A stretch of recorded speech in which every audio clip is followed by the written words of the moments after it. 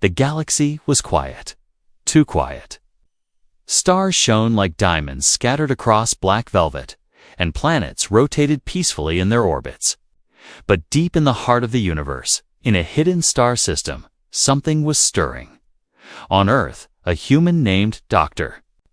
Ethan Kade worked in a secret laboratory. He was a scientist, curious and brave, always searching for knowledge that others feared. His colleagues called him reckless, but Ethan knew that discovery required risk. Tonight, he was about to make a discovery that would change the universe forever. Ethan had found an ancient alien device buried deep in an asteroid.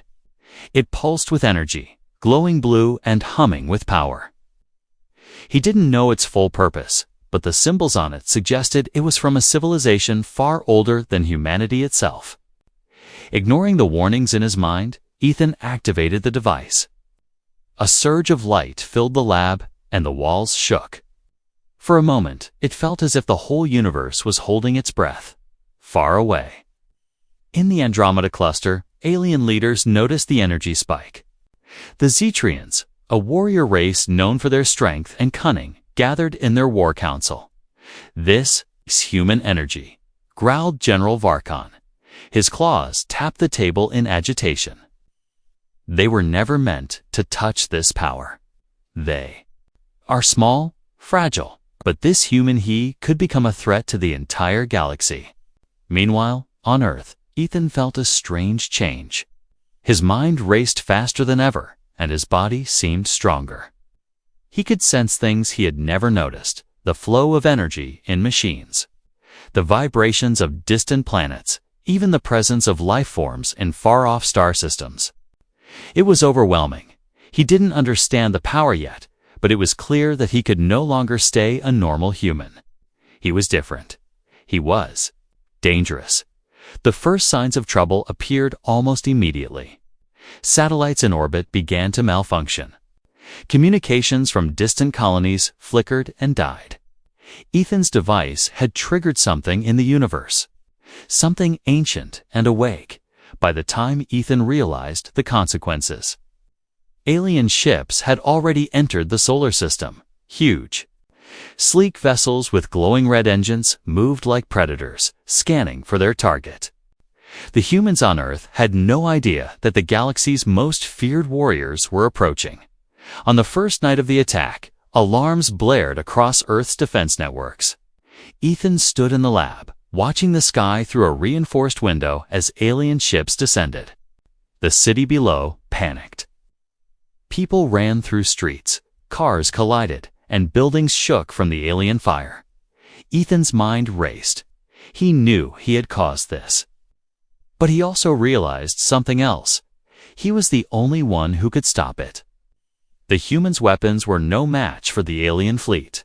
Only he had the knowledge and now the power to fight back. Across the universe, the Zetrians debated their strategy. "Do we destroy him now?" asked Varkon's second-in-command, Lura, "or do we wait and see what he becomes?" Varkon's eyes glowed. "No, we cannot wait. A human like this cannot exist unchecked. If we delay, he will grow stronger. And then nothing will save us." Back on Earth, Ethan's first attempt to use his new abilities was terrifying. He could feel energy pulsing through him, but he could not control it yet. He tried to focus, but a small surge shot from his hands and struck a nearby building. The explosion shook the city. Panic spread faster than fire. He realized the war had begun, even though he had never intended it. The aliens were attacking, but their real target was him.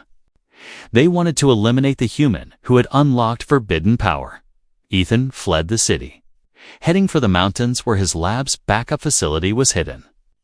He knew he needed time to understand the device, to control the power before he could fight back.